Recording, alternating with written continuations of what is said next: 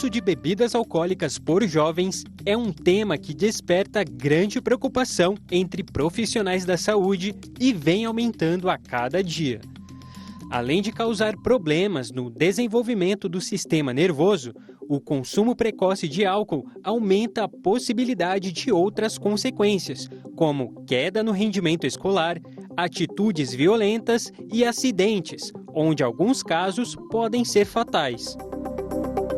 Segundo o estudo do Instituto Brasileiro de Geografia e Estatística, o IBGE, divulgado em 2021, o percentual de adolescentes entre 13 e 17 anos que consomem álcool no Brasil aumentou entre os anos de 2015 e 2019.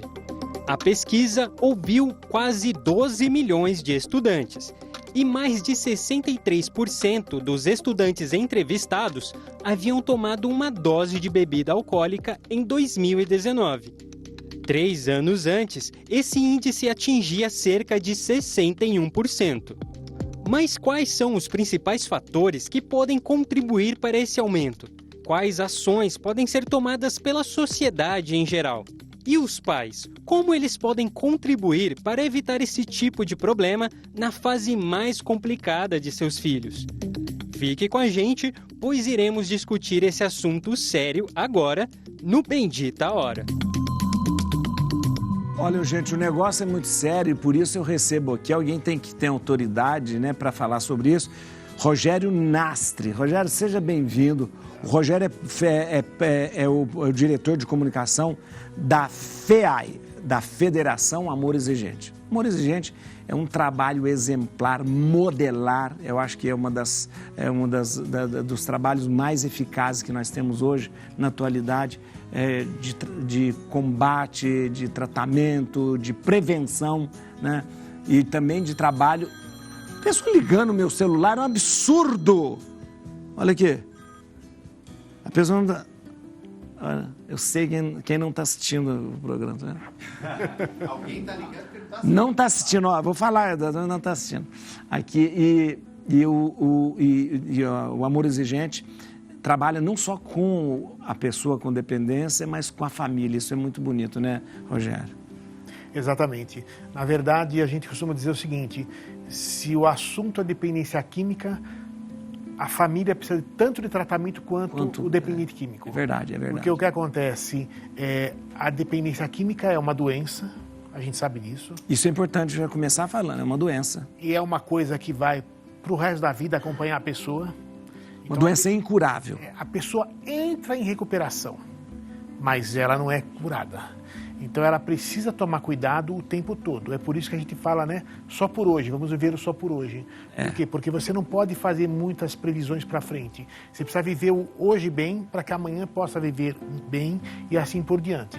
E o que acontece? O Amor Exigente é um grupo de auto e mútua ajuda. Isso. E nós trabalhamos com comportamento. Porque quando a gente vê essa introdução falando do alcoolismo, né, o aumento do uso de alcoolismo, do álcool, é uma coisa muito séria. Então, você tem aí, entre 13 e 17 anos, 63% dos jovens já iniciaram 63%, o uso. É mais que a metade. E isto piorou na pandemia. A gente percebe que os problemas domésticos pioraram. Então, a gente ouve muito na televisão falar do feminicídio, mas não foi só isso. Na verdade, o consumo de álcool aumentou muito dentro de casa. Quer dizer, a pessoa não precisa sair para beber fora, não. Dentro de casa. Dentro de casa. Né? O consumo de drogas, de outras drogas, porque na verdade é o seguinte, o álcool é uma droga. Qual que é a diferença? É uma droga lícita. Lícita, você pode comprar em qualquer lugar... Você pode comprar há propaganda para a droga. Mas imagina, você tem uma propaganda para as pessoas dizendo, tome essa droga, é bom, né?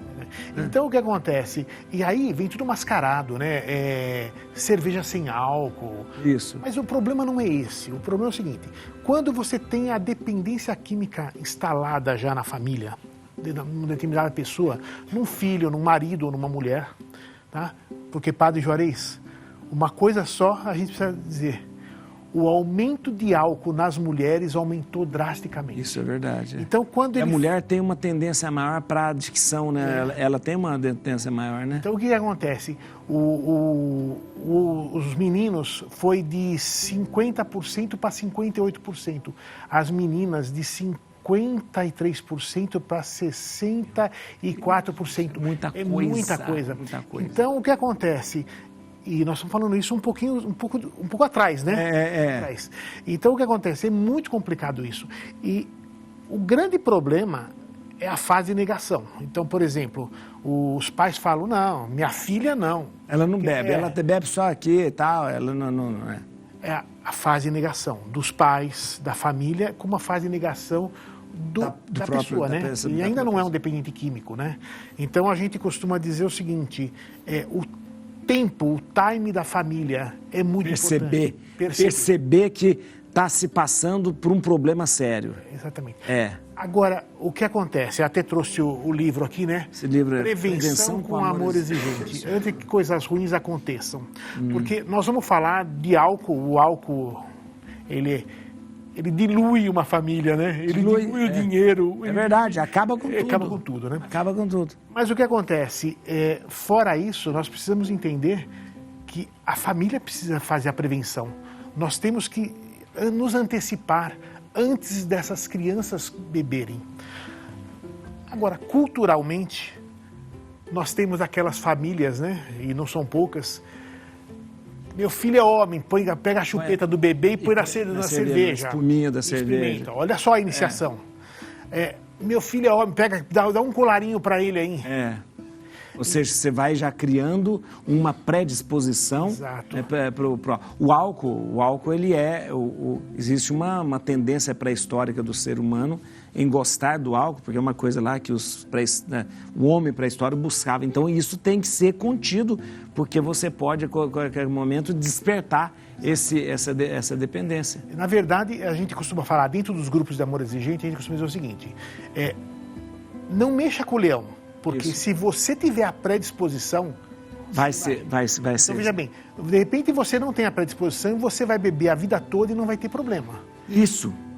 Mas... Se você tiver... E aí, não é uma roleta russa? É uma roleta russa. Porque, veja bem, quem tem a predisposição? Quem sabe? Quem sabe. E se o gatilho for uma coisa, você começa e não consegue. E aí aquela questão, você vai destruindo tudo ao seu redor, vai destruindo tudo. Eu vou falar com o Paulinho. Você quer tomar um café? Não, obrigado. Não quer? Você não gosta de café, não? Eu sou um cara chato, eu não bebo e não tomo café. Não acredito. Não acredito. Nossa, mãe. Então nem vou tomar café com você. Pode tomar.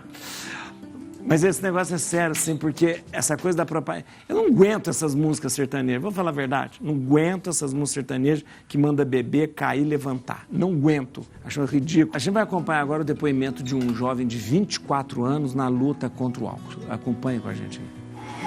Comecei a beber muito cedo, comecei na ilusão de que não teria problema. Comecei aos 11 anos, tomando vinho em rezas. Daí a doença progrediu, não tinha ciência de que era uma doença. Cometi várias insanidades para beber. Eu criei hábitos de beber antes de fazer qualquer coisa. Em uma certa época da minha vida eu tinha que beber álcool antes de acordar praticamente. Na hora que eu acordasse eu tinha que beber umas 2, 3 doses de pinga pura. E isso foi me levando à destruição, me levou para a cadeia. Me levou a perder vários serviços, me levou para uma clínica onde, graças a Deus, eu entendi que era uma doença, onde eu pude aceitar ajuda, onde eu pude abrir os olhos para a verdadeira realidade, não um mundinho cujo qual eu acreditava que era verdadeiro, aquele mundo de ilusão que eu contei para mim mesma, aquelas mentiras, aquelas manipulações todas. Mas hoje em dia, graças a essa internação e graças a um lugar onde me ajuda muito, eu posso dar continuidade à minha vida sabendo que eu não posso nem chegar perto de álcool, nem de nenhuma outra substância que possa alterar meu estado comportamental. Ô, Rogério, é o seguinte, você trouxe uns dados estatísticos muito relevantes e eu pergunto para você, não é só a pandemia, mas quais os principais motivos que têm levado a pessoa a beber cada vez mais cedo? Perfeito. Então, vamos lá. Por que eu representando o Amor Exigente, estou aqui dando essa entrevista falando sobre álcool hoje. Isso. Por quê? Porque o Amor Exigente, ele trabalha basicamente com comportamento. Comportamento. Aí o que acontece, Padre Juarez? Você estava falando do sertanejo, né? Isso, é. Muito bem. Vamos pegar, então, aquele jovem que está indo para uma balada. Então ele chega na balada, ele tá comportadinho, bonezinho para frente. Olha o bonezinho lá, ó. É isso aí? É bonezinho para frente. Isso, ele entra, só que ele tá como? Ele tá tímido. Tímido. Ele tá tímido. Então esse jovem chegou na balada, tá vendo as minas, né? Que as meninas, tudo. Então nós estamos falando o quê? Tá jovens, 14 anos, 15 anos, 16 anos, super inseguro. Isso. E aí, então, o que ele faz? Ele vai e pede uma bebida. Vamos fazer um parênteses aqui. No Brasil é proibido vender bebida alcoólica para menores. Para menor. Mas ele vende. Eles bebem. Muito bem. Ele bebeu. Aí, como é que o chapéu fica aí, meu amigo? Ele vira o chapéu para trás. Porque ele perdeu a inibição. Exatamente. Abaixa a calça, começou a aparecer o famoso cuecão, não é verdade? Vamos falar a verdade. Começa a aparecer aí o que acontece? Ele vai aterrorizar aquela noite. Então, nós vamos falar de comportamento, Amor Exigente. Mas ele tomou a bebida para ter... E todo mundo sabe o mecanismo do bebida, o álcool é o lobo frontal, anestesiou o lobo frontal, perdeu a inibição. Então, aí o que acontece? Então, onde que nós vamos trabalhar? Comportamento. Então, aqui, por exemplo, prevenção, né? Então, o que acontece? Aonde está o problema? Está no seio familiar. Não existe diálogo. Quais são os pais... Não existe essa pesquisa, tá? Mas eu adoraria ter a resposta. Quais são os pais que falam com seus filhos sobre álcool e droga? É um tabu. E se for falar, vai falar de forma errada. E nós ensinamos a falar da forma certa. Primeira coisa, você não vai falar que o álcool e a droga é ruim. Você vai quebrar a cara. Porque não é, ele vai perceber que não é. O que acontece? O amiguinho dele vai dar pra ele escondido e ele vai pegar um barato. Vai falar, é bom. Então, meu pai é careta. Então o que acontece? Filho, olha, isto destrói a tua vida. Ele dissolve a família, você vai perder família, vai perder mãe, pai, filhos, vai perder dinheiro, vai perder sua casa, vai perder emprego, vai perder tudo. Até o quê? Até ficar na rua. Por quê, Padre Juarez? A droga, vamos falar com uma droga como um todo? Uma hora nós podemos falar dos outros tipos de droga, eu gosto muito de falar sobre isso, mas a droga como um todo, ela, antes de matar, ela humilha. Ela humilha, ela coloca a pessoa na sarjeta. E o que acontece? O que nós não podemos deixar de falar e prevenir os jovens que estão nos assistindo são as sequelas. Porque o que acontece? Eu costumo dizer assim nas palestras, o álcool é que nem um furinho num barco. Você fala, esse furo vai afundar esse barco desse tamanho? Não vai. Mas ele vai devagarzinho entrando água no barco, até que uma hora a água dentro do barco afunda o barco. Então, é a mesma coisa. A pessoa com 28, 25 anos, ela pode tudo. Por quê? Porque Deus é maravilhoso, Ele nos deu um corpo fantástico. Só que, a hora que passou de 40 e poucos anos, chegou nos 50 e poucos anos, a primeira coisa é a cirrose. E aí o cara, quando descobriu, já é tarde demais. Já não tem volta. Não tem mais volta. É só transplante. E o que acontece? O que as pessoas não entendem? Que o sintoma básico disso. Como que é isso? Então, eu estou bebendo. Mas chegou uma hora que mesmo um pouquinho assim de bebida, ela me tira do sério. Isso.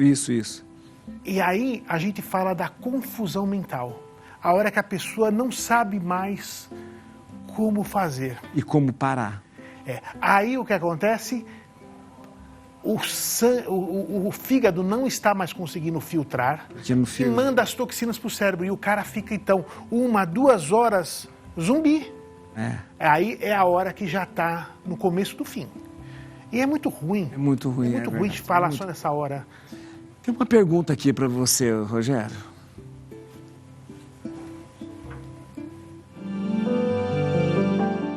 Como fugir dos trotes de faculdade que abusam do consumo de álcool?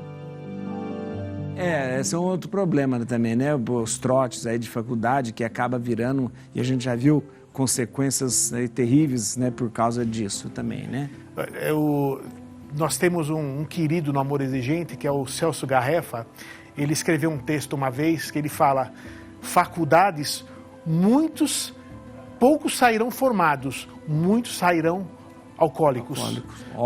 É fantástico. Interessante, olha que... Porque o que acontece, os jovens, eles bebem muito na porta da faculdade. E isso, nessa pergunta dela, o que isso, você falou a verdade. Passa na faculdade, sempre tem barzinho. Exatamente. Barzinho na porta, porque sai... É verdade. Sempre na porta. Então, o que acontece? Como é que você vai evitar trote? É não participar. Eu, por exemplo, tudo bem que foi uma outra época, mas quando entrei na faculdade, eu não participei de trote. Deixa passar a época do... Eu nunca fui dessas pessoas e dessas coisas. Então, quer dizer, não participe. Aprenda a falar não. Sabe, Padre Juarez? Uma coisa é o normal, a outra coisa é o comum. Nós não podemos misturar as coisas. É normal. Não é normal, não. Não é normal, isso é comum acontecer, mas não é normal. Normal é que você está dentro das normas. Isso é normal. Normal é que segue uma norma. Não é normal. Não é normal isso. Então, nós precisamos aprender a falar não. E isso é muito importante para a nossa saúde mental. Existe um controle real de venda de bebida alcoólica aqui no Brasil para menor de idade? Não tem, né? Não, porque... Eles consomem. Eles consomem. A realidade é outra. A realidade é outra. E começa com essas coisas de oferecer a bebidinha doce, que é o paladar mais infantil. Tem aquela tal da corote. Corote, aquilo é uma bomba atômica. Mas aí eles misturam com o xarope. Então... E aí, então, virou... Aí é uma corote... Aquilo sobe de uma... Então, é um xarope, coisa docinho, com cachaça, coisa lá, e o trem vira um... Agora, padre, sabe uma coisa que é muito complicada, que os pais que estão dentro de casa e eles não têm noção do que acontece? O problema é o seguinte: a bebida, na minha opinião, ela é a porta de entrada para as outras drogas. Por quê? Porque, veja bem, existe o consumo de álcool cruzado. Já ouviu falar nisso? O que é? É o seguinte: eu vou num boteco. Aí chego no boteco, eu vou tomar com os meus amigos uma bebida. Só que eu sou fraco para beber. Aí o que acontece? Eu já tô para lá e para lá. Aí eu dou uma escapadinha até o banheiro, eu dou uma cheiradinha numa carreira de cocaína. E volto bem. Eu volto um super-homem. E aí, eu nunca me esqueço. Um dia eu estava com um dependente químico em recuperação e nós fomos buscar uma pizza num barzinho. E aí, então, muitos passavam e cumprimentavam ele, e ele nem conhecia ninguém, e ofereciam para ele: vem tomar uma coisa com a gente aqui. Para mim, ninguém oferecia nada para ele.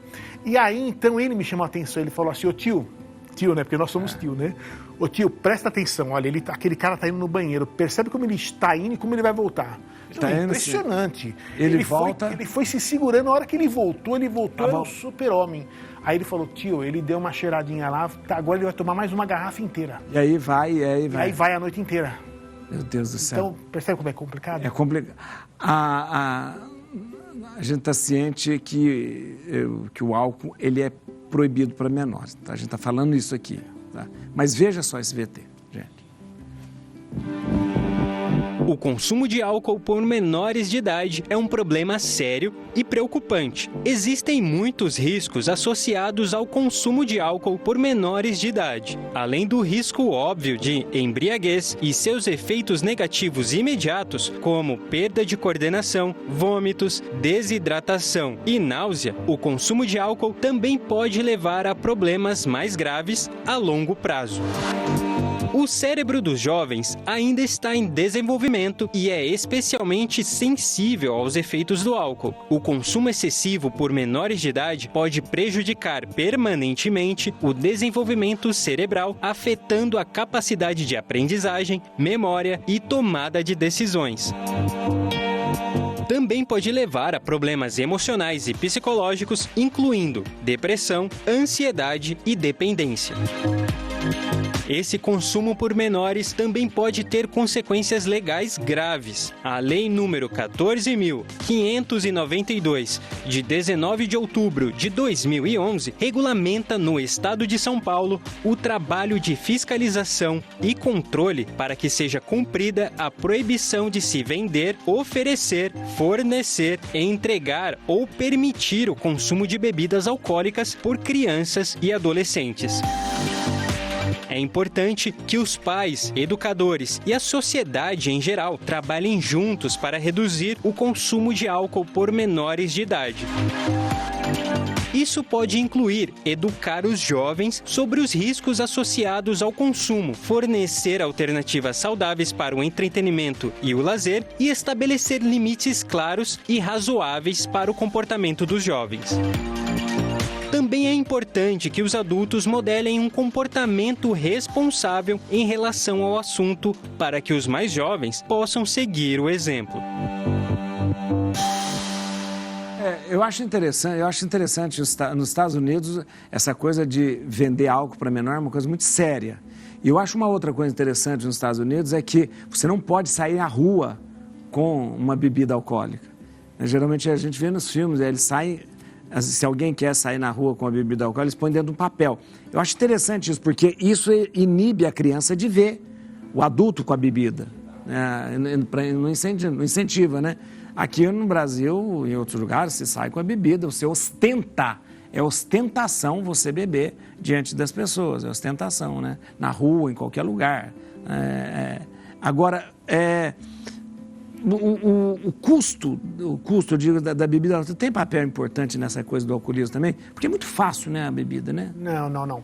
Eu não iria por aí, porque falando de todas as drogas, você não precisa ter dinheiro para usar droga. Não precisa. Não. O que você vai mais ter é amigo para te pagar no boteco alguma coisa, ou então comprar na biqueira alguma coisa para você. Sempre vai ter alguém para te dar isso. Agora, Padre Juarez, uma coisa nós temos que entender. No Brasil, 3% da população já está com um certo tipo de dependência química. 3%? No Brasil. Nos Estados Unidos, 5%. É seríssimo. É seríssima coisa. Então, nós temos que trabalhar na prevenção. Os pais têm que sair da zona de conforto. É muito importante isso. Eu tenho 3 filhos. Uma vez cada um deles chegaram de fogo em casa. Foi uma única vez. Porque você sentou, conversou... Primeira coisa, quando o seu filho chega na rebordose é o termo que se usa, quando ele chega ou alcoolizado ou chega do uso de drogas, rebordose. Você não tem que se expor, por quê? Porque você vai perder. Porque ele está acostumado a tramar, a fazer a bagunça. Você vai perder. Então a primeira coisa que você faz, dá um banho nele, dá um café para ele, tudo, cama, vai dormir. Pronto. No dia seguinte... Eu chamei, vamos bater um papo aqui? Assim.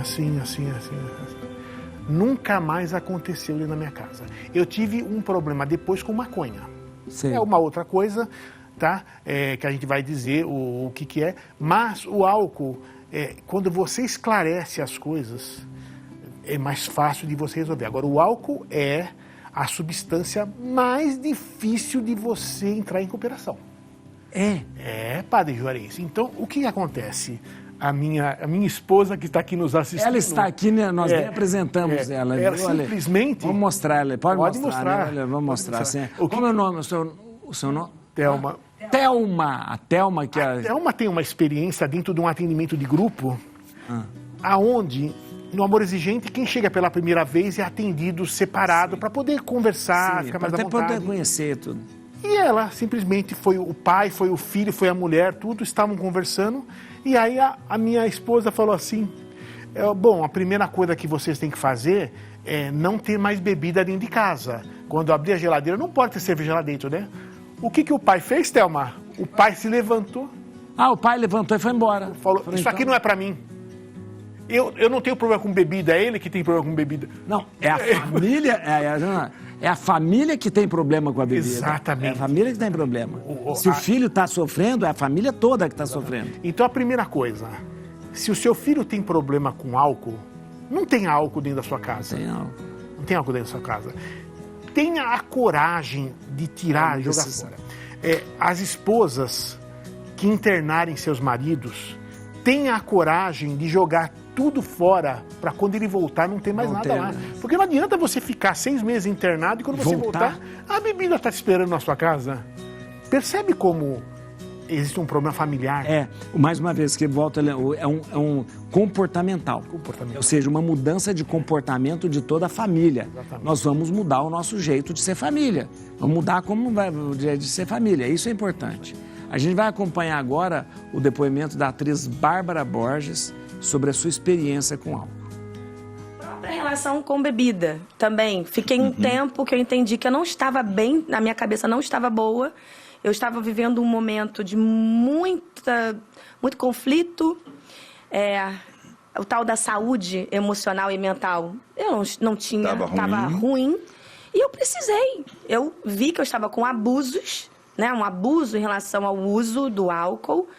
Eliminei. Como é que é abuso do álcool? Você bebia assim, sozinha, por exemplo, quando você começa a beber sozinha, porque de repente você está começando, pelo menos dizem isso, que quando você bebe sozinho, você está entrando num caminho de alcoólatra. Outro dia uma pessoa falou assim, falou para um amigo meu, vem cá, porque ele achou que ele estava ficando alcoólatra. Ele falou assim, aí o médico perguntou para ele, você bebe sozinho? Ele falou assim, não bebo sozinho, eu sempre bebo com meus amigos. Então, é mais gostoso pode continuar bebendo, que você não é um alcoólatra. Porque o alcoólatra começa a beber sozinho, quando ele começa a chegar em casa sozinho. Eu tomo vinho em casa sozinho, mas isso, pô... Então você tem que se policiar. Não, cara, eu não. Mas existem muitas maneiras, tô falando que o médico falou. Não, sim. Que o médico falou pro meu amigo quando ele fez essa pergunta. Mas não existe só digamos, né, não existe só essa característica, né? São algumas características que acabam enquadrando e a própria pessoa identifica isso, né?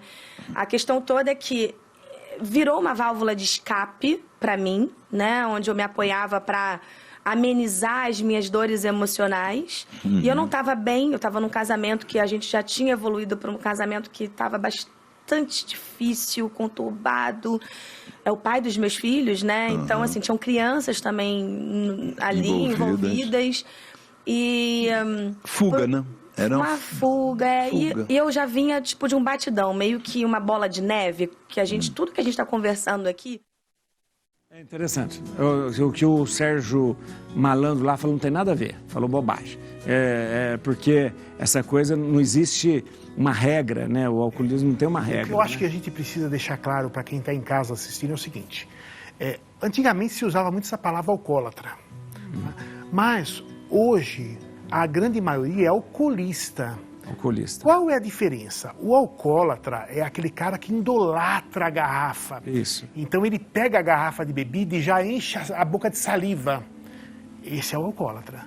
Agora, o alcoolista não. O alcoolista é o que tem a dependência química. A doença. É aquele cara que... a pergunta foi feita errado aí. É aquele cara que chega em casa todo dia no trabalho e vai tomar uma cerveja. Então, passa a ser 2 vezes por semana, depois 3 vezes por semana, daqui a pouco ele está tomando a semana toda. Opa, ele já está no caminho do alcoolista.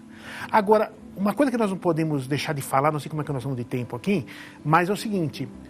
Por que acontece tudo isso? Por que acontece? Por que a pessoa vai atrás da bebida alcoólica ou vai atrás das drogas? Porque, veja bem, a bebida é uma substância depressora. Isso. Então, ele procura a bebida para poder fechar a cortina e ele não enxergar o que está acontecendo. Não enxergar o problema. Exatamente. Então, ou seja, o dependente químico, ele não aceita a vida como ela é. É a pura realidade. Então, a vida de ter que pagar condomínio, pagar conta de luz, respeitar as regras, respeitar a lei de trânsito, ele não aceita isso. Isso é muito pesado para ele. Então, o que acontece? Ele precisa se deprimir, no caso da bebida, para que ele não enxergue nada. Só que no dia seguinte, quando ele acordar, ele tem aqueles problemas e mais um pouco. Mas aí ele vai beber de novo. E vai beber de novo. Por isso que é uma doença. Então, o que acontece? Ele precisa de ajuda. O dependente químico precisa pelo menos de 1 ano de ajuda da família para que ele possa sair. Padre Juarez, o cérebro, que nós ouvimos no início lá, ele só vai voltar, e quando tu não tiver danos irreversíveis, ele só vai voltar ao normal depois de 2 anos. 2 anos de abstinência. 2 anos, abstinência.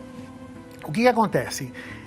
Mas o primeiro ano é o mais difícil. Então, por exemplo, do 4º mês ao 9º mês é o período mais forte de recaídas. Então, as pessoas são internadas 6 meses, elas saem no pior período de recaída. Eles saem para recair. Então, o que acontece? É nessa hora que a família precisa ter ido no grupo de amor exigente, enquanto a pessoa está internada, a família vai lá aprender como lidar com essa situação para poder receber o dependente químico e aí sim a família dá uma base de sustentação para que ele possa entrar em recuperação. Nossa, a gente tinha assunto, mas muito assunto aqui, mas eu queria agradecer Rogério Nastri. Nastri em italiano é fita, é uma nastro, é o diretor de comunicação da Federação do Amor Exigente. Obrigado pela clareza nas exposições, eu acho muito importante, por esse serviço maravilhoso. Olha que eu quero que você siga no Instagram o Amor Exigente, @Amor Exigente Oficial, @Amor Exigente Oficial. No Facebook também Amor Exigente Oficial. O site é amorexigente.org.br. amorexigente.org.br. O telefone de contato, vou dar o telefone agora de contato, você pode ligar, 0 operadora 19, Campinas, 3252-2630. 3252-2630. Ou então esse telefone, 0 operadora 19, 2519-6555. 2519-6555, sempre com o DDD de Campinas 19. Muito obrigado, Rogério. Obrigado imensamente. Que trabalho maravilhoso, que serviço espetacular. Isso é muito bom, né? Muito bom. Obrigado, viu? Thelma, muito obrigado. Devia estar aqui também para falar também aqui pra gente, né? Tá bom? Deus abençoe vocês. A gente encontra amanhã no Rosário da Vida. Depois eu encontro às 3 horas também para a gente estar junto aqui no Bendita Hora.